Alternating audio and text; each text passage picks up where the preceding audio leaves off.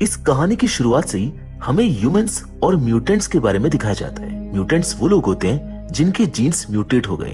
Basically वो औरों से अलग होते हैं जिनके अंदर सुपर पावर्स होती हैं। आज उनकी पॉपुलेशन भी 4% के आसपास पहुंच चुकी है। शुरुआत में तो लोगों ने उन्हें तहे दिल से एक्सेप्ट किया, लेकिन उनकी मौजूदगी अब उनको चुभने लगी है। ये म्यूटेंट्स अपने सर्वाइवल के लिए छोटे मोटे काम किया करते थे, पर अब इनको वो काम करने की भी आजादी नहीं देते। गवर्नमेंट ने इनको रेगुलेट करने के लिए इनके ऊपर कुछ रजिस्ट्रेशंस एप्लीकेबल करती हैं, और जिन किसी म्यूटेंट के पास वो रजिस्ट्रेशन नहीं होते वो कहीं भी काम नहीं कर सकते। ह्यूमन रेस म्यूटेंट्स को इस कदर तक डोमिनेट करना चाहती है कि उन्होंने इन्हें डिटेक्ट करने के लिए पावरफुल कैमरा स्कैनर्स, यहाँ तक कि अपनी अलग एक रोबोटिक आर्मी भी बना दी है। जिसके बाद हमें कहानी के हीरो कॉनर को दिखाया जाता है। कॉनर के अंदर इलेक्ट्रिसिटी को मैनिपुलेट करने की पावर होती है। कॉनर एक कंस्ट्रक्शन साइट पर काम करता है, जबकि उसकी माँ एक रिटेल स्टोर की एग्जीक्यूटिव है। कॉनर की मॉम को कैंसर है, लेकिन कॉनर के हालात अभी बहुत खराब है, जिस वजह से वो अपनी माँ का इलाज किसी अच्छे अस्पताल में नहीं करा पा रहा था। उसको इस बात का दुख होता है। जिसके बाद हम कॉनर को एक कंस्ट्रक्शन साइट पर काम करते हुए देखते हैं, जहाँ पर हम काफी सारे म्यूटेंट वर्कर्स को अपनी अलग अलग पावर्स को अपने काम में इस्तेमाल करते हुए भी देखते हैं। ये सब यहाँ पर काम कर ही रहे होते हैं कि तभी वहाँ पर पुलिस का एक ड्रोन आ जाता है, जो इन सभी म्यूटेंट वर्कर्स को एक लाइन में अलाइन होने के लिए बोलता है। बेसिकली ये एक रूटीन चेकिंग होती है, जो चेकिंग से ज्यादा मॉलेस्टेशन है। इस चेकिंग के दौरान एक म्यूटेंट जिसके खिलाफ वारंट होता है वो पकड़ा जाता है, और नियम के अनुसार उसको अब यहाँ तो क्या कहीं भी काम नहीं मिलेगा। इसलिए वो पुलिस से बचने के लिए अपनी पावर्स का इस्तेमाल करके वहां से भागने की कोशिश करता है, लेकिन कॉप रोबोट्स उसको भागने नहीं देते और गोलियों से भूनकर वहीं मार डालते हैं। कॉनर और उसके दूसरे साथी ये सब खड़े हुए देख रहे होते हैं, जिसके बाद वो पुलिस ड्रोन्स हमें एक अपार्टमेंट के ऊपर मंडराते हुए दिखते हैं, जहां police officer Davis, agent park और उन रोबोट कॉप्स के साथ एक आदमी को पकड़ने जाते हैं। वो आदमी एक सन की बुड्ढा होता है जो एक रोबोट को मार गिराता है। उसके अपार्टमेंट में एजेंट पार्क और डेविस कुछ म्यूटेंट विक्टिम्स को देखते हैं, जिनकी नेक से ये आदमी स्पाइनल फ्लूइड निकाल रहा होता है। ये स्पाइनल फ्लूइड दरअसल साइक नाम का एक ड्रग है, जिसको एक्सट्रैक्ट करना इलीगल है, जो ह्यूमंस के लिए बहुत डेंजरस है। जहां आगे अब हम कॉनर की मॉम को उसके रिटेल स्टोर में देखते हैं, जहां उसका मैनेजर उसे किसी बात को लेकर डांट रहा होता है। जहां अचानक से कॉनर आ जाता है, जो उसके मैनेजर को अपनी पावर से डरा देता है, जिस वजह से वो कॉनर की मॉम को वहां काम से निकाल देता है। उसकी मॉम उसको समझाती है कि तुम ऐसे ही अपनी शक्तियों का इस्तेमाल पब्लिक में नहीं कर सकते हो, क्योंकि वो नहीं चाहती कि कॉनर कोई भी गलत काम करे। जिसके बाद नेक्स्ट डे हम कॉनर को एक जगह बैठे हुए देखते हैं, जहाँ वो और उसके साथी काम का वेट कर रहे होते हैं। तभी वहाँ पर एक कार आती है, जिसको देखकर कॉनर का एक साथी बोलता है कि ये लोग इलीगल काम में इन्वॉल्व हैं और हम इनके साथ काम नहीं करेंगे। लेकिन कॉनर को अपनी माँ के इलाज के लिए पैसों की जरूरत होती है। उस कार में गैरेट और मैडी नाम के 2 म्यूटेंट होते हैं। उन्हें एक ऐसे म्यूटेंट की तलाश होती है जो इलेक्ट्रिसिटी को मैनिपुलेट कर सकता है। कॉनर, जिसको काम की या फिर आप बोल सकते हैं कि पैसों की जरूरत थी, तुरंत उस काम के लिए हाँ कर देता है। वो उनके साथ उनकी वैन में बैठकर चला जाता है, जहां उन्हें उनका चौथा साथी फ्रेडी मिलता है। ये चारों मिलकर एक सीक्रेट बेस सेंटर पहुंचते हैं, जहां की फेंस में 10,000 वोल्ट का करंट होता है। गैरेट कॉनर को उस करंट को डिफ्यूज करने के लिए बोलता है, और कॉनर भी अपनी पावर से उस करंट को कुछ ही सेकंड्स में डिफ्यूज कर देता है। ये देखकर गैरेट समझ जाता है कि कॉनर बहुत पावरफुल है। जिसके बाद मैटी अपनी पावर्स का इस्तेमाल करके वहां के लॉक को गला देती है। ये चारों वहां से किसी चीज के ड्रम्स को चुरा रहे होते हैं, जिन्हें ऐसा करते हुए वहां का गार्ड देख लेता है। इसीलिए इन चारों के पीछे पुलिस के ड्रोन्स पड़ जाते हैं, लेकिन ये चारों बहुत आसानी से उन ड्रोन्स को चकमा दे देते हैं। जहाँ आगे हम इन्हें एक क्लब में देखते हैं, जो मार्कस नाम के एक म्यूटेंट का अंडरग्राउंड क्लब है।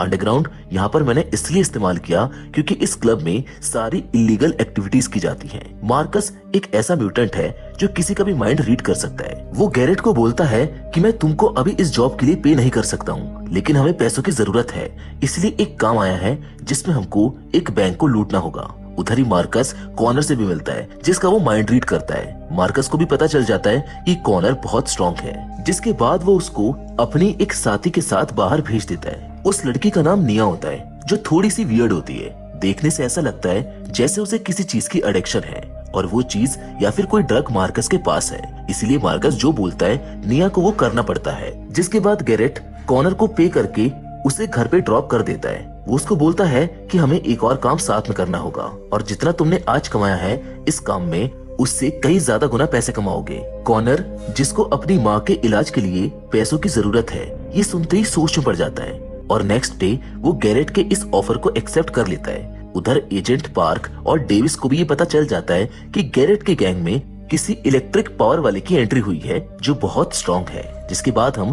कॉनर को गैरेट की टीम के साथ एक रेस्टोरेंट में देखते हैं जहां कॉनर गैरेट को बोलता है कि मुझको पैसों की जरूरत है। गैरेट बोलता है कि मैं तुमको पैसे जरूर दूंगा, लेकिन उससे पहले तुमको साबित करना होगा कि तुम इस काम के लिए लायक हो या फिर नहीं। कॉनर बहुत स्ट्रॉन्ग म्यूटेंट है, लेकिन वो अपनी पावर्स को चैनलाइज नहीं कर पाता है, इसीलिए गैरेट उसको बोलता है कि मैं तुमको ट्रेन करूंगा, जिसके बाद तुम अपनी पावर्स को कंट्रोल करना सीख जाओगे। गैरेट कॉनर को एक कार के पास ले जाकर उसके अलार्म को शॉर्ट करने के लिए बोलता है और कॉनर बड़ी ही आसानी से उस कार के अलार्म को शॉर्ट करके बंद कर देता है। मैं आपकी जानकारी के लिए बता दूं कि गैरेट भी एक टेलीकाइनेटिक म्यूटेंट है जो टेलीकिनेसिस का इस्तेमाल करता है। ऐसे ही कई दिनों तक गैरेट कॉनर को ट्रेन करता रहता है, जिसका वो कॉनर को पे भी करता है। मतलब वो ट्रेनिंग के दौरान कॉनर को पैसे भी देता है, जिन्हें वो अपनी माँ से छुपाकर एक ड्रॉर में रखता है। कॉनर अब इस काम के लिए तैयार होता है, इसीलिए कॉनर और गैरेट उसी बैंक में जाते हैं जिससे इन्हें लूटना है। ये दोनों मिलकर गार्ड्स और सीसीटीवी की पोजीशंस को चेक करते हैं, जिसके बाद ये सब एक बार फिर से उसी रेस्टोरेंट में मिलकर अपने प्लान को तैयार करते हैं। जिसके बाद दिन आता है हाइस्ट का, यानी कि चोरी का। ये सब उस बैंक के अंदर घुसकर अपनी अपनी पावर से सबको कंट्रोल कर लेते हैं, जबकि कॉनर एक बिजली के जोरदार झटके से उस बैंक के वॉल्ट को खोल देता है, जिसको देखकर गैरेट भड़क जाता है क्योंकि जितना उन्होंने सोचा था वहाँ पर उतना पैसा नहीं होता। वो बैंक की एक एम्प्लॉय को धमकाकर बोलता है कि बाकी के पैसे कहाँ हैं, जिस पर वो एम्प्लॉय उसको बताती है कि हर शुक्रवार को यहाँ का सारा पैसा मेन ब्रांच में ट्रांसफर कर दिया जाता है। जिसके बाद वो लोग बचे हुए पैसों को लेकर जैसे ही बाहर आते हैं तो उनको पुलिस के ड्रोन्स घेर लेते हैं, लेकिन कॉनर अपनी पावर्स को चैनलाइज करता है और उन ड्रोन्स पर एक जोरदार हमला करके उनको नीचे गिरा देता है। जहाँ आगे अब हम गैरेट को मार्कस के पास देखते हैं। वो उसके ऊपर भी नाराज होता है क्योंकि उसकी इन्फॉर्मेशन गलत थी। मार्कस बोलता है कि इतने पैसों में तो हमें हमारा कट भी नहीं मिलेगा।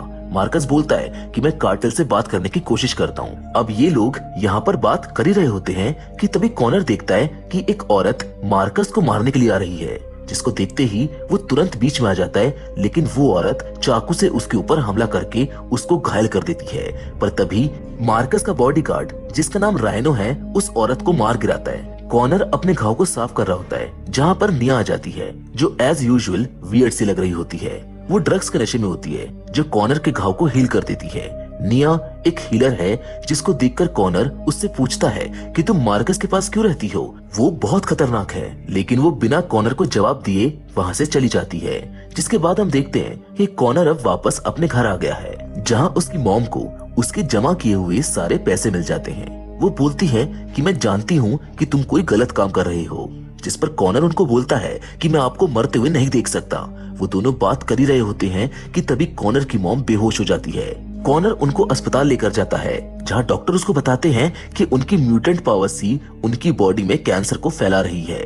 अगर उनका इलाज जल्द ही शुरू नहीं हुआ तो बहुत देर हो जाएगी। जिसके बाद कॉनर को अस्पताल वाले एक बहुत बड़ा बिल थमा देते हैं और जैसे ही कॉनर वहाँ से बाहर निकलता है, उसको एजेंट पार्क और डेविस पकड़ लेते हैं। वो उससे कहते हैं कि हमने हाल ही में तुम्हें गैरेट की गैंग के साथ घूमते हुए देखा है, क्या तुम भी उनके साथ इलीगल एक्टिविटीज में शामिल हो?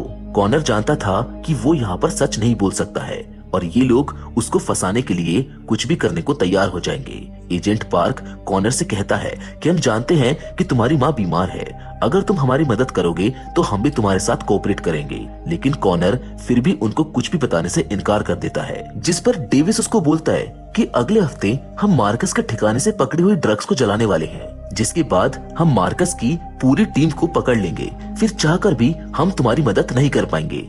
लेकिन कॉनर फिर भी इनको कुछ भी बताने से इनकार कर देता है। अब ये सुनकर वो लोग कॉनर को छोड़ देते हैं, जहाँ से बचने के बाद कॉनर सीधा मार्कस के पास आता है। वो उसको बोलता है कि मुझको पैसों की सख्त जरूरत है। मार्कस उसका दिमाग पढ़ता है, जहाँ उसको मालूम हो जाता है कि कॉनर ने पुलिस वालों को कुछ भी नहीं बताया है, जबकि उसको ये भी मालूम हो जाता है कि वो लोग अगले हफ्ते उसकी ड्रग्स को जलाने वाले हैं। इसीलिए उसके दिमाग में एक प्लान आता है। वो कॉनर को बोलता है कि हमें उन ड्रग्स को वहाँ से चुराना होगा, क्योंकि अगर हमने ऐसा कर लिया तो हमें बहुत पैसे मिलेंगे। उन ड्रग्स की कीमत लगभग 1 मिलियन के आसपास है। कॉनर कहता है कि ये काम बहुत रिस्की है, लेकिन गैरेट एक कंडीशन पर इस काम के लिए मान जाता है। वो मार्कस से कहता है कि अगर हमने उन ड्रग्स को चुरा लिया तो हम पैसों को आधा आधा बांटेंगे। मार्कस उसकी इस डील को एक्सेप्ट कर लेता है, जिसके बाद हम देखते हैं कि पुलिस वाले टाइट सिक्योरिटी के बीच उस ड्रग्स को रिलोकेट कर रहे होते हैं, जिसे सिक्योर करने के लिए ड्रोन्स और रोबोटिक कॉप्स का इस्तेमाल किया जाता है। लेकिन जब वो लोग